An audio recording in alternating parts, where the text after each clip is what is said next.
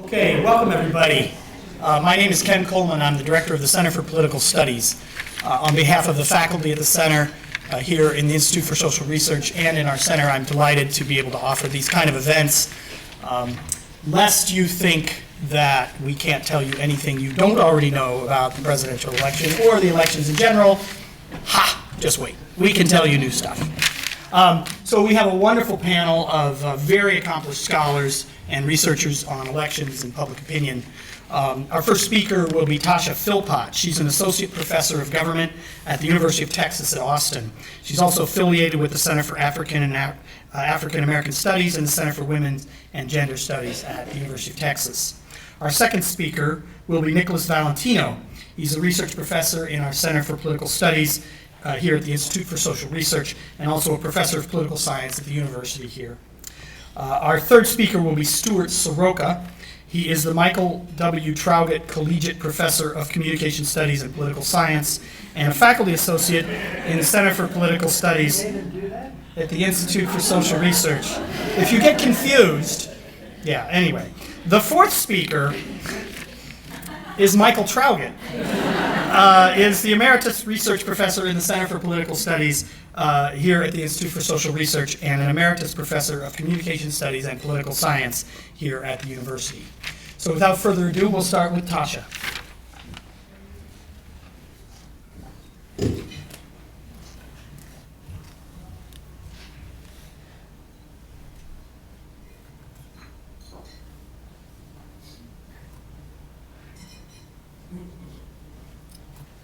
All right. So today I'm going to talk to you about race and the gender gap in the 2016 election. All right, so the gender gap is predicted to play a significant role in the 2016 presidential elections. As you can see here from the headlines that are taken from different websites covering the 2016 election, there's a clear split between men and women in their support for the presidential candidates, with women throwing their support behind Hillary Clinton and men supporting Donald Trump. In fact, the gender gap in 2016 is predicted to be the largest gender gap in U.S. history. Of course, the gender gap is nothing new to the American political landscape. If you look here in 2012, the gender gap is attributed to Obama's presidential or re-election victory. Overall, the majority of women voted for President Obama, while the majority of men voted for Mitt Romney. But there's another aspect of the gender gap that's worth noting. So if we disaggregate the gender gap by race, we can see that there is something else going on here. In actuality, a majority of white women voted for Mitt Romney, as did a majority of white men. Whereas black women almost unanimously voted for Obama. And something interesting, that there was a bit of a gender gap between black men and black women.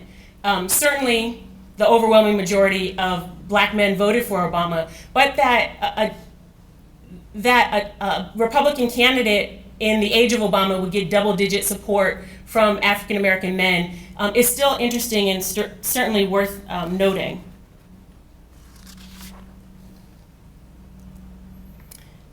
If we track the gender gap over time, we can see that it's, although it's smaller than it is among whites, a gender gap among African Americans is pretty persistent over time.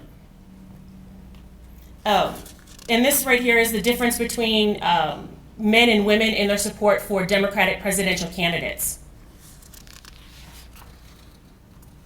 The same thing occurs if we look at support for the Democratic Party. So this is just the difference between men and women in their party identification. So how much they identify with the Democratic Party.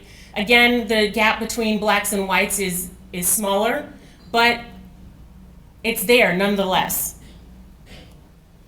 Historically, research on the gender gap has identified a number of different sources as to why men and women diverge on different in their candidate evaluations and party identification. Such factors have been identified as foreign policy attitudes, social welfare policy preferences, retrospective economic evaluations, attitudes about feminism as well as issue salience. So the idea is that they're not necessarily differing in terms of where they place themselves on these issues, but how much weight they assign to these issues when it comes time to evaluating these candidates. In addition to looking at the traditional sources of the gender gap, when we think about Black politics, I add a couple of additional factors that have been known to drive Black political attitudes, and that is church attendance as well as racial group consciousness.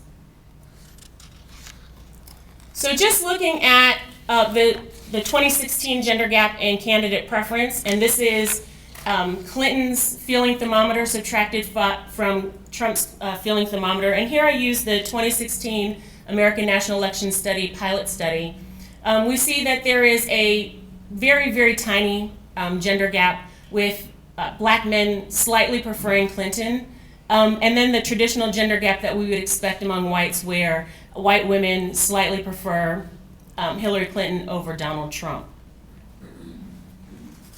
With this in mind, what I want to see then is what potentially would be the sources of these gender gap, this gender gap.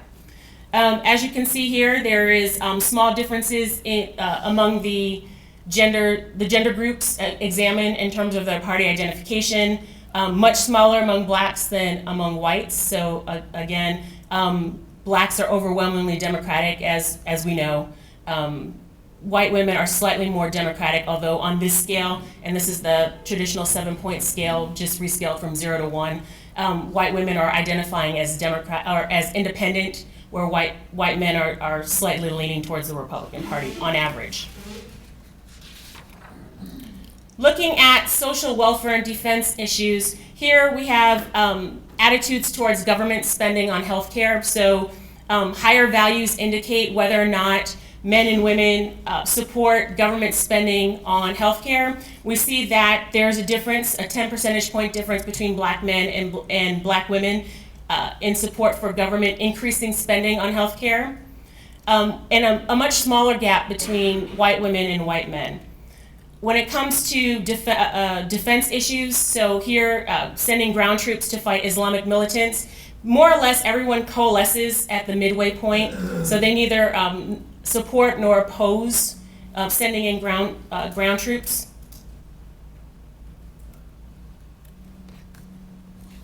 Not much difference in terms of retrospective economic evaluations. Here we have the first section is whether or not people believe that the ability to improve financial well-being is better off. Blacks in general believe that the ability is better off than whites, but not really much of a difference between men and women. Same thing for whites. The ability is they don't believe it's as good, but men and women don't really see those differences. And in terms of whether or not you believe the economy is better off than it was a year ago, not much of a difference between men and women, but the gap between blacks and whites seems to be quite large. And then finally, I look at differences in attitudes about feminism. In the 2016 pilot, there wasn't a direct measure of feminism. So what I do is substitute perceptions of gender discrimination with the idea that feminism, some aspect of feminism is a sense of group consciousness, which is tied to the idea that you recognize that there is a power differential between the groups, a recognition that there is a sense of a have and have-nots between men and women. So whether or not you see that women are losing out in politics. And we see here that there are clear differences between men and women, with the biggest gap between Black men and Black women. Here you see that on average, Black women see a lot of discrimination among women in general, whereas white women only see a moderate amount of discrimination. And then just looking at the two additional variables related to things that are affected, that tend to affect Black politics and specifically. Church attendance, not surprisingly, we know that Blacks tend to be the most religious group in American society. Black women in general tend to go to church more often than Black men. And we see this bearing out right here, whereas there's no difference among whites. Both black men and both black women have very high levels of group consciousness. Again, in the ANS pilot, there's no direct measure of group consciousness, so I use whether or not there are perceptions of racial discrimination. Black men have slightly higher levels of racial discrimination, but it's not that big. So what I wanted to look at next is whether or not any of these factors were more weighty in terms of whether or not they predicted candidate evaluations. And these are just simple correlation coefficients, looking at whether or not they mattered more or less for these different groups. It should be no surprising in the home of the American voter that party identification is the strongest predictor of candidate evaluations for all groups across the board.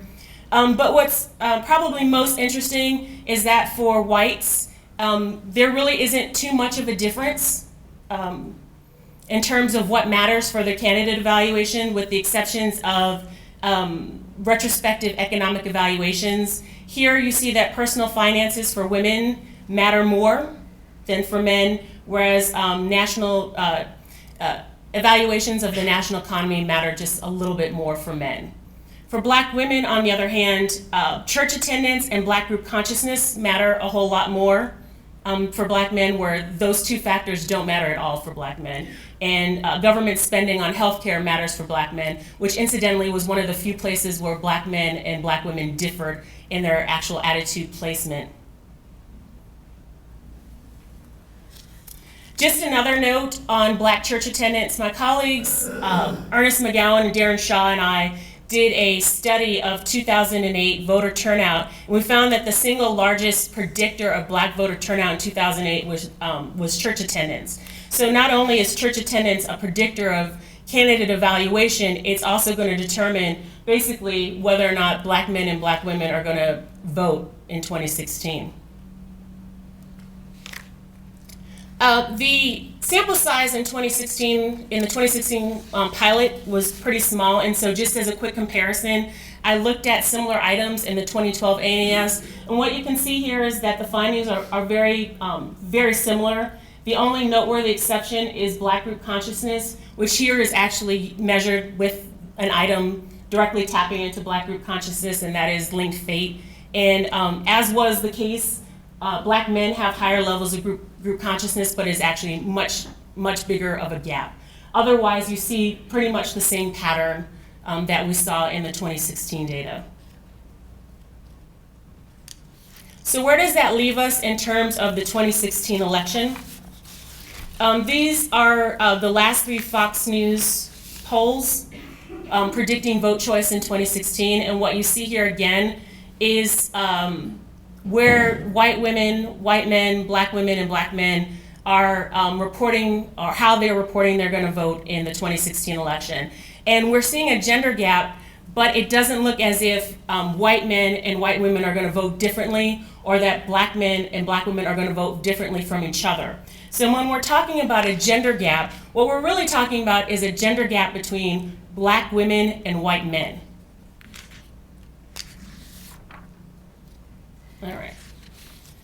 So black women and men differ in their positions on social welfare issues, views on gender discrimination, and in their church attendance.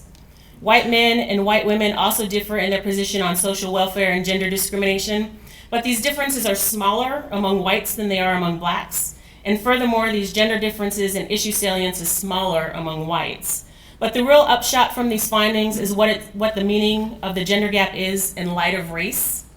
Ultimately, black men and black women will be voting similarly to each other, so we don't see that these gender differences are pushing white men and white women away from each other in their ultimate vote choice, and black women and black men away from each other in their ultimate vote choice. Again, what we see is that at the end of the day, the observed gender gap is going to be really between black women and white men. Thank you.